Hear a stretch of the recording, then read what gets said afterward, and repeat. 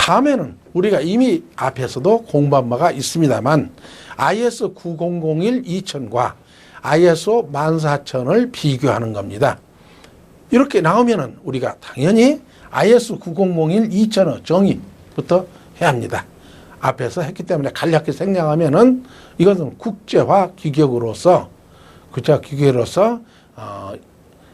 IS 9001, 9002, 9003, 9004가 있었는데 이게 좀 합쳐져 가지고 IS 9001 2000이라 이렇게 줄여졌고, 이것을 취득하기 위해서는 IS 인증기관에 신청을 해서 모든 프로세스가 맞이하는데, 그 프로세스가 보통 가장 중요한 거는 20가지 항목으로 되어 있습니다.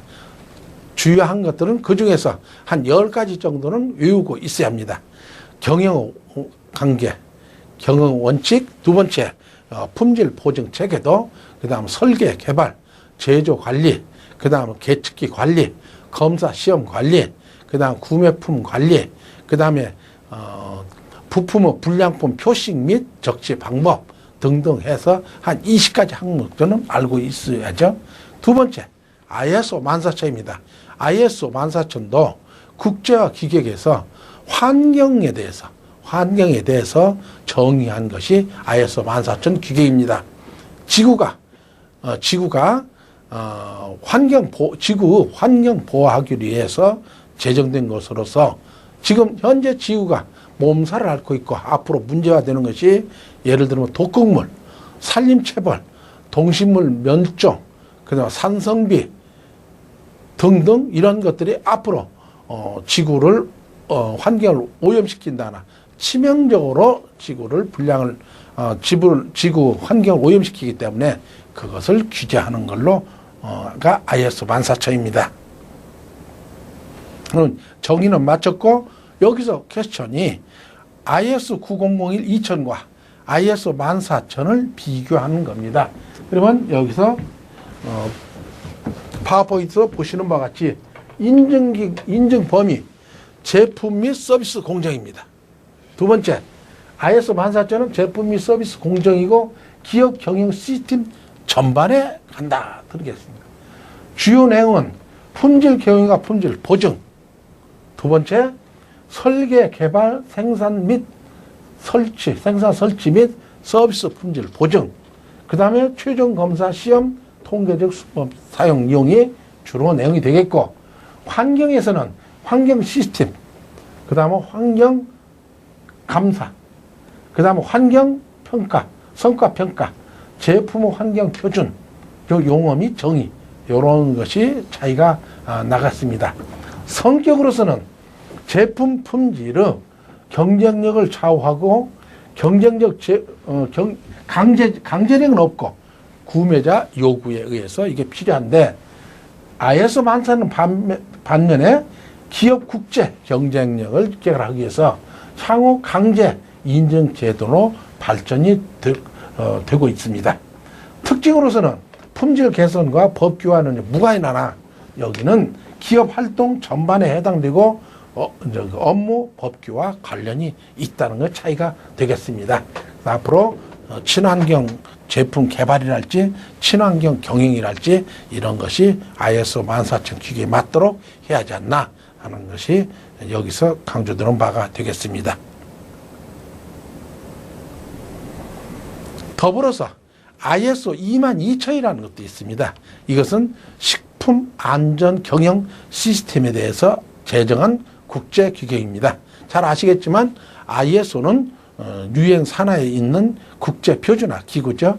그래서 ISO 22000의 의의는 2005년 3월 ISO 산하 조직의 자료 및 식품 공급 사슬 전체가 포함된 식품 안전 경영 시스템입니다. 그래서 ISO 14000, ISO 9000, 2000과 국제 식품 규격 위원회의 내용은 포함되어 있습니다. 그러니까 ISO 9001과 2000의 내용이 포함됐다 이렇게 말씀을 드리겠고, ISO 22000은 식품 안전 경영 시스템에 대한 국제 규격이라 이렇게 보면 되겠습니다. 요구 사항으로서는 식품안전 유해 요소 파악 및 위험 분석, 식품안전관리 또는 검증 및 타당성 검토. 세 번째, 식품안전 경영 시스템 요소 규격 구조는 IS 900 2000과 ISO 14000 기육과 비슷하다. 이렇게 볼 수 있겠습니다.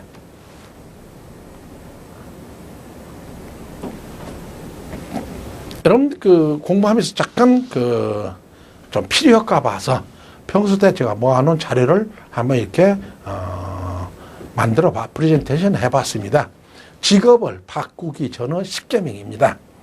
사전에 철저히 준비할 것. 3개월, 6개월, 1년 이렇게 사전 스텝 바이 스텝으로 준비를 하고 현직에 있으면서 준비하는 것이 가장 좋습니다. 퇴직 후에는 제 개인 경험상 한 3배가 어렵습니다. 어떤 일을 추진한다 할지가. 그 다음은 인맥을 널리 쌓는 게 좋습니다. 지연, 학연. 퇴직 후에는 상당히 모든 여건이 어려워지니 인맥 지연 좋고, 그 다음에 외국어 능력이 향상돼야 합니다. 그러니까 최소 영어 하나 정도는 영어는 좀 자유로이 구사할 수도 있고, 그 다음 어떤 영문법, 문장을 봤을 적은 영어로 해석이 가능하다. 이렇게 볼 수가 있겠고, 더불어서 요새 같으면 중국어, 일본어 하면 더할 나위 없겠습니다. 그 다음은 마무리는 원만하게. 퇴직할 적은 뒷모습이 좋도록, 퇴직하기 전에 인간미가 좋도록, 그리고 퇴직 후에 그 조직에 있는 키맨만은 잘 협조체제를 갖추는 게 좋다. 예, 보고. 그 다음에 다양한 자질 능력 준비를 해야 합니다. 그러니까 시대가 변천하고, 그 다음에 경쟁을 사회화하기 위해서는 뭐니 해도 자격증이 가장 좋습니다.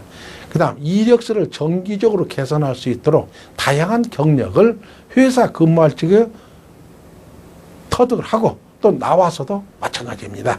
그래서 정기적으로 이력서를 갱신할 수 있는 그런 노력이 필요하고 긍정적인 자세가 필요합니다. 그러니까 파레토도에서 80대 20 법칙이 있듯이 항상 80%가 있는 것보다도 20% 있는 방향으로 가는 것도 자기의 성공, 경쟁 방법이라 이래 보겠습니다. 그래서 하여튼 긍정적인 포지티브 방향, 그 다음에 자신만의 활동비를 준비하는 게 좋습니다. 예를 들면 약간의 비자금 정도 한번 자기가 사용할 수 있도록 비자금을 가지고 있는 게 자기가 사회 나와서 어떤 업무를 추진할지 상당히 좋습니다. 그 다음에 가정이 안정이 돼야 모든 것이 됩니다. 그래서 일단 가와만서성이라고 집안을 편안하게 해주고 주로 집안에 생활하는데 또 자녀들 공부하는데 지장 없도록 하고 하는 것이 좋습니다. 그리고 또 하나 중요한 것은 주요한 문제는 반려자와 부모와 서로 협의를 하는 것이 상당히 좋습니다. 참조가 될까 봐서 말씀드렸습니다.